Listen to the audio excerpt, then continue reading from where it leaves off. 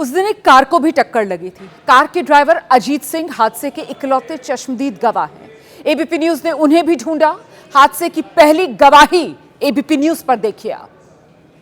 किस तरीके से वो गाड़ी जो है वो आपकी गाड़ी से आकर के टकराई, क्या कुछ आपको याद है? मैं सर साइड में आके रुका था खाना खाने के लिए।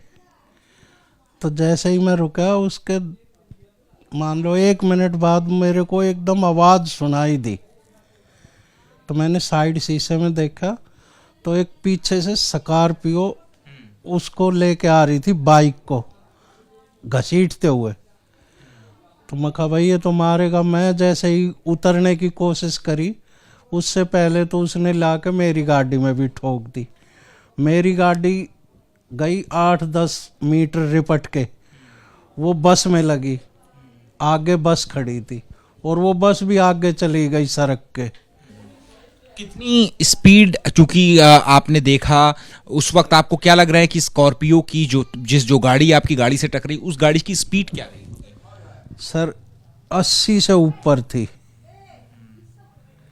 स्पीड 80 से भी ऊपर ही थी, कम नहीं थी।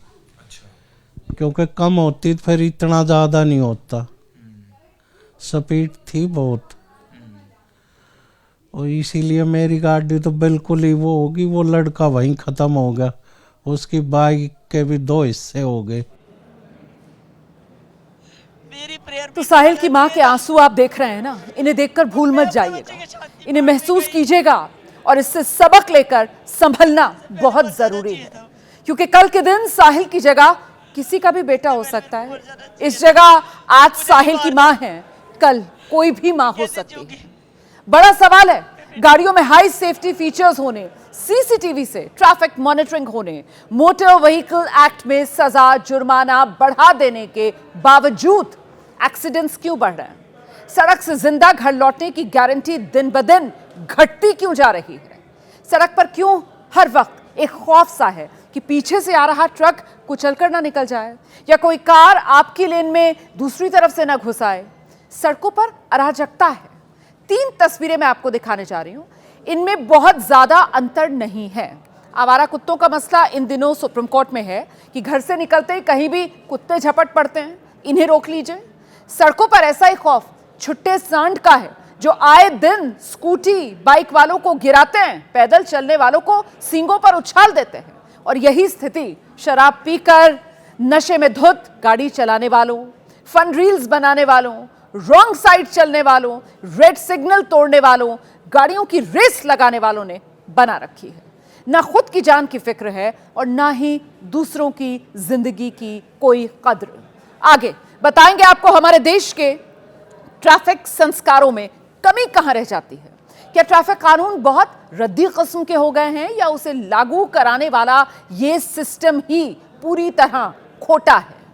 लेकिन उससे पहले कुछ तस्वीरें, कैसे खुद को सभ्य कहने वाले लोग घर से निकलते ही, गाड़ी लेकर सड़क पर आते ही असभ्य हो जाते हैं। ये सारे एक्सीडेंट जो आप देख रहे हैं आज की तारीख के हैं। आज फिर रफ्तार के नशे ने सड़क पर कई जान ले, कई माओं को रुलाया, कई घरों के सपने तोड़ दिए।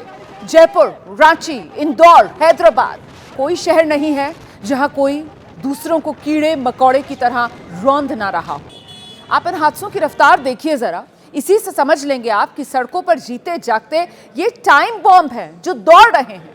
अब ये 6 तस्वीरें देखिए। कानपुर का लैम्बोर्गिनी कांड कई दिन से चर्चा में रहा। पुणे का पोर्श एक्सीडेंट भी कई दिन चर्चा में रहा। न सिर्फ कार्स बल्कि बाइक, स्कूल बसें भी न जाने किस स्पीड में दौड़ती हैं। जिंदगी रौंद रही है यही रफ्तार। अब ट्रैफिक रूल पर आ जाते हैं। आप सोचते हैं क्या ये देश ढंग का कानून भी नहीं बना सकता? ऐसा नहीं है जी। कानून कागजों में कठोर है, लेकिन सड़क पर आते ही कानून बिल्कुल लिजलिजा हो जाता है। इसमें बेईमानी और मक्कारी के टैग लगा दिए जाते हैं। 2019 में देश में मोटर व्हीकल एक्ट संशोधन कानून लाया गया। इसकी धारा 199A और इसमें यह है, नाबालिग से दुर्घटना होती है तो उसके अभिभावक या गाड़ी मालिक जिम्मेदार माना जाएगा। अभिभावक को 3 साल तक की जेल और 25,000 रुपए जुर्माने का प्रावधान रखा गया है। जिस नाबालिग ने एक्सीडेंट किया उसे तो फिर 25 साल की उम्र तक ड्राइविंग लाइसेंस नहीं दिया जाएगा। नाबालिग ने जिस गाड़ी से एक्सीडेंट किया उस गाड़ी का रजिस्ट्रेशन 12 महीने तक सस्पेंड रखा जाएगा। और इसके बाद जब आईपीसी की जगह भारतीय न्याय संहिता आई तो उसमें भी इस समस्या को एड्रेस किया गया। बीएनएस 2023 में लापरवाही से मौत और हिट एंड रन मामलों में सजा सख्त की गई। अधिकतम सजा को 2 साल से बढ़ाकर 5 साल कर दिया गया। जुर्माना भी रखा गया। मौत होने और ड्राइवर के भागने पर अधिकतम 10 साल तक की सजा का प्रावधान किया गया। बीएनएस 2023 के मुताबिक रैश ड्राइविंग यानी खतरनाक तरीके से गाड़ी चलाना गंभीर अपराध है। हादसे के बाद रुककर मदद करने की बजाय वहां से भाग जाना अपराध में भी और बड़ा अपराध करने जैसा है। तो ये वो हकीकत है जिससे आपको रूबरू होना बहुत जरूरी है। कानून बनाने वालों ने तो कानून बना दिया, लेकिन पालन कराने वाले इसमें बीच बचाव के फॉर्मूले निकाल लाते हैं ना। इन्हें 2 मामलों से अब आप देखिए। 2024 में पुणे के पोर्श केस में एक्सीडेंट करने वाला लड़का नाबालिग था। कानून के तहत पुलिस ने उसके पिता को गिरफ्तार किया, जेल भेजा, लेकिन यहां साहिल के केस में तो उल्टा है। आरोपी के पिता की गिरफ्तारी नहीं की है, 24 घंटे में थाने में बिठाकर रखा, बयान लेकर फिर उन्हें जाने दिया। और आप जानकर हैरान हो जाएंगे, कानून भले ही कठोर बना दिया गया हो, लेकिन नाबालिग को जितने एक्सीडेंट नाबालिग के हाथों होते हैं उनमें जो कन्विक्शन रेट है वो तो बहुत ही कम है। साल भर की पाबंदियों के बाद वो फिर गाड़ियां दौड़ाते हुए नजर आते हैं, फिर किसी की जान के लिए वो खतरा बन जाते हैं। अच्छा, अब ये जरा आंकड़े आप गौर से सुनिएगा। देश में रोजाना औसतन 1317 सड़क हादसे हो रहे हैं। इनमें रोज औसत 474 मौत हो जाती है। हर घंटे औसतन 55 हादसे हो रहे हैं और औसतन 20 जाने जा रही हैं हर घंटे। 1 मिनट में अगर मैं आपको यह आंकड़ा समेट कर बताऊं तो 1 एक्सीडेंट हर मिनट में हो रहा है और हर 3 मिनट में 1 मौत हो रही है। इनमें आधे से ज्यादा एक्सीडेंट लापरवाही की वजह से होते हैं। लापरवाही का मतलब over speeding, drunk and driving, wrong side driving, red light jump, ये वो तमाम वजह बनती हैं इन हादसों की। 68% एक्सीडेंट की वजह ओवर स्पीड होती है।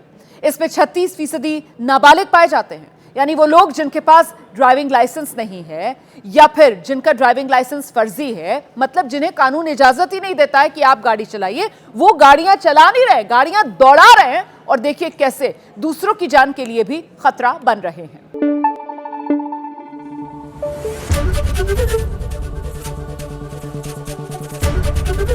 एबीपी न्यूज आपको रखे आगे।